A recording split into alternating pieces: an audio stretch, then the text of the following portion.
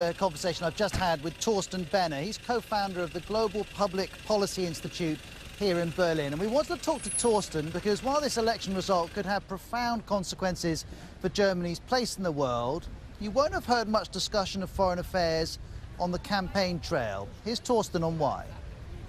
Because none of the candidates has really made the point of putting foreign policy at the center stage. Mrs. Merkel's campaign slogan is living the good life in Germany. So she promises that we shall be protected from all the evils of the world. She'll go out, deal with Erdogan, she'll deal with Putin, but we shouldn't worry about this all that much. And none of her challengers has actually put a challenge to her approach and said, like, we need a different Europe, or we need a different relationship with the US or with Russia or with China. Nobody has challenged her on that.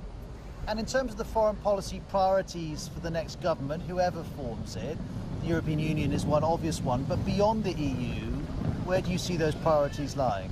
I mean, there's two priorities for sure. One is the relationship with the US, where right now there's only a competition who is more morally superior to Donald Trump. But I think we need to prepare for a Europe that is post-American, where Donald Trump is not the exception, but more the rule of the US kind of turning away from Europe. And how do we defend ourselves then? That's going to be a major discussion. And then dealing with a resurgent Russia and a fairly aggressive China that wants to compete economically on high technology, that takes its pickings in terms of political influence in Greece, in Hungary, in smaller European states. So that's going to be a major challenge for Germany. Do you think Angela Merkel sees China as a competitor economically or more of a partner?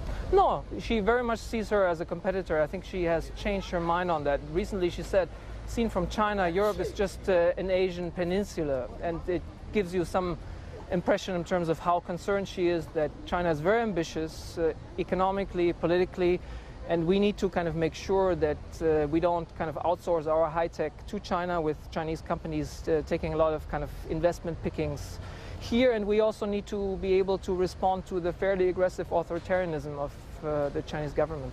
Now, clearly, for a range of reasons, there are lots of discussions within the European Union about its future and what form it should take.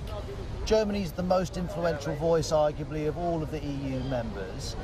What is its vision, do you think, of where the EU ought to be in 10, 15, 20 years? There's no vision. None of the vision. major candidates has expressed a vision for where Europe should be.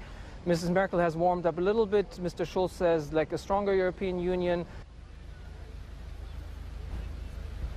Just one final thought, Stephen. Everyone, and I mean really everyone, thinks Angela Merkel's going to win a fourth term as Chancellor of Germany, perhaps with the exception of Martin Schulz.